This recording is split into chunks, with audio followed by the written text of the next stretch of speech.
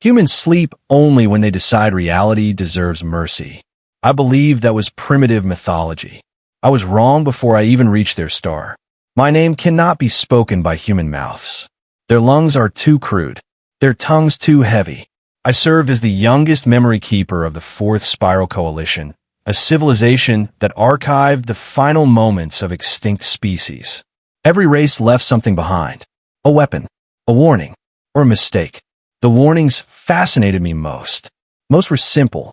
Asterisk, do not open the blue moon. Asterisk, asterisk, never answer the singing void. Asterisk, asterisk, trust gravity before light. Asterisk, meaningless words from dying civilizations. Then I found one warning repeated hundreds of times. Different languages, different galaxies, different ages.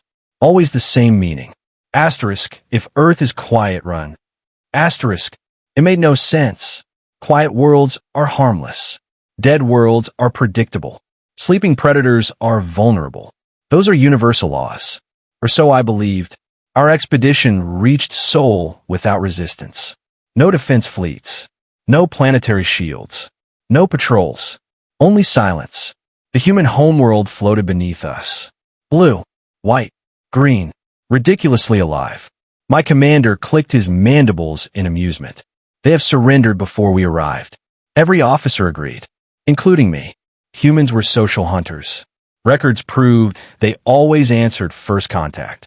Always broadcast greetings. Always attempted diplomacy. Pattern established. Predictable. Safe. We descended. No warships intercepted us. No orbital cannons rotated. Cities glittered beneath clouds. Millions of lights. Billions of life signs. No panic. No evacuation. No military response. It was absurd. Our scanners found humans eating, walking, laughing. Children chased flying machines through parks. An old female fed tiny feathered creatures from her hands. How could prey ignore approaching predators? I logged the answer immediately. Ignorance. Humans simply lacked awareness. Primitive species often failed to recognize danger until impact. Case solved. I felt proud. The commander praised my analysis. Then our long-range sensors detected something impossible. Every artificial satellite around Earth changed position. Not quickly, not violently, just slightly, half a degree, barely measurable. Our technicians dismissed it as orbital correction. I agreed. Machines require maintenance. Another mystery solved. Hours later, every commercial aircraft altered course. Again, only slightly. Weather adjustment. Nothing more. Pattern confirmed. Harmless coincidence. Then every ocean buoy transmitted on military frequencies. Just once. Exactly 3 seconds. No reply came. I concluded their communications were broken. The commander laughed. You see threats because you study ghosts. Perhaps he was right. We landed beside one of their largest cities. No soldiers waited. No barricades. No crowds. Only rain. Humans continued crossing streets while staring into tiny, glowing rectangles held in their hands. Extraordinary stupidity. They ignored armed invaders standing meters away. One human accidentally bumped into my armored shell. He apologized, then continued walking. No fear, no curiosity, nothing. I recorded another conclusion. Humans possess dangerously poor survival instincts. Again, wrong. Our diplomatic drones entered government buildings. No resistance. Officials welcomed them politely. Tea was served. Tea. The commander celebrated. History's easiest conquest. I believed him, until the power failed. Every light across the city vanished. Exactly together. Not 1 second apart. Darkness swallowed everything. Our soldiers activated combat vision. Humans did not. They simply stopped moving. Every single one. Thousands. Frozen. Silent. Waiting. I experienced something my species rarely felt. Temperature. Fear changes our internal chemistry. The commander ordered emergency illumination. Searchlights erupted. The streets were empty.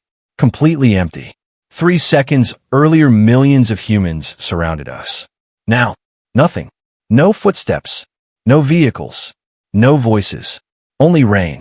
Our scanners malfunctioned. Life signs disappeared. Entire city. Gone. Impossible.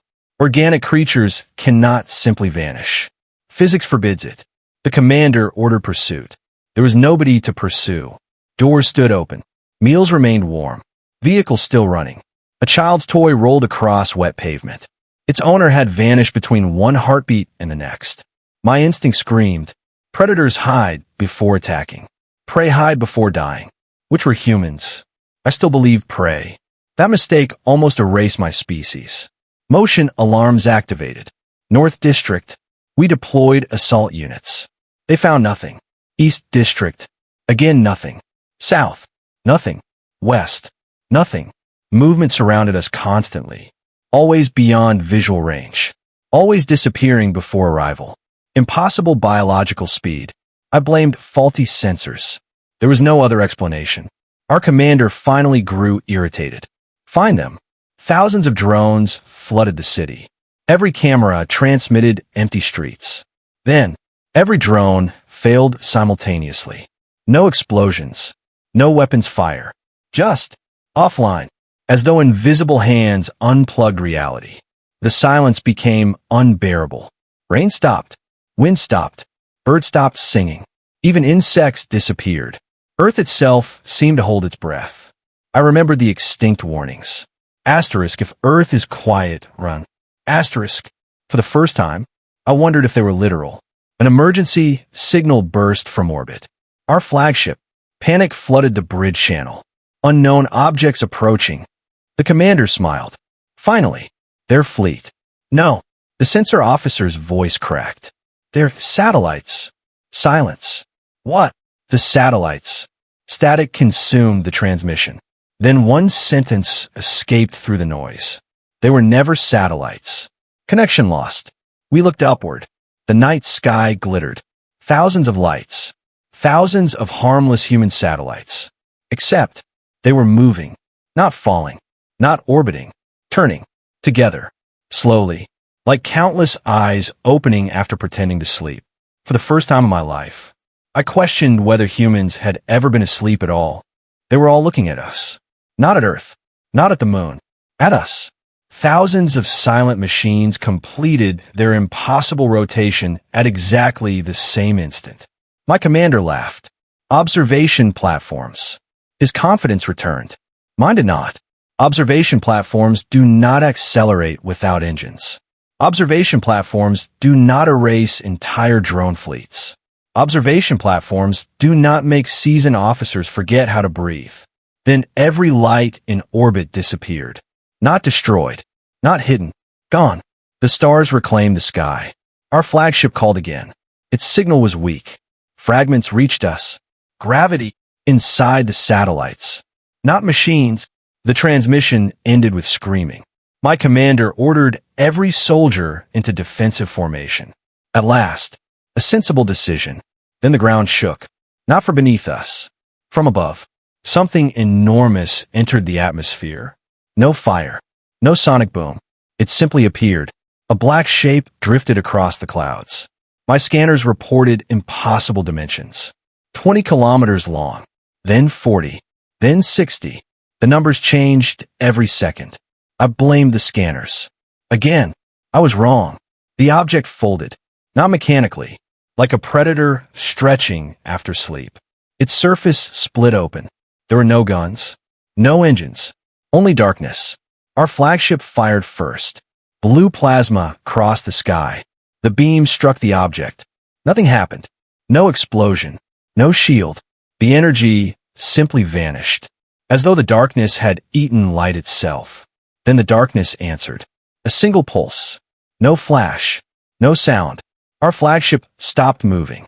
Its engines died. Its weapons died. Its reactor died. The ship remained perfectly intact. Silent. Dead. It began falling toward Earth. I expected humans to celebrate. To cheer. To attack. Instead, the object caught the flagship. Gently. Like someone catching a falling child. It lowered the vessel into the ocean without breaking it apart. I could not understand. Predators destroy. Prey flee. Humans did neither. The commander's confidence finally cracked. What are they? No one answered. Then every communication frequency activated. One human voice. Calm.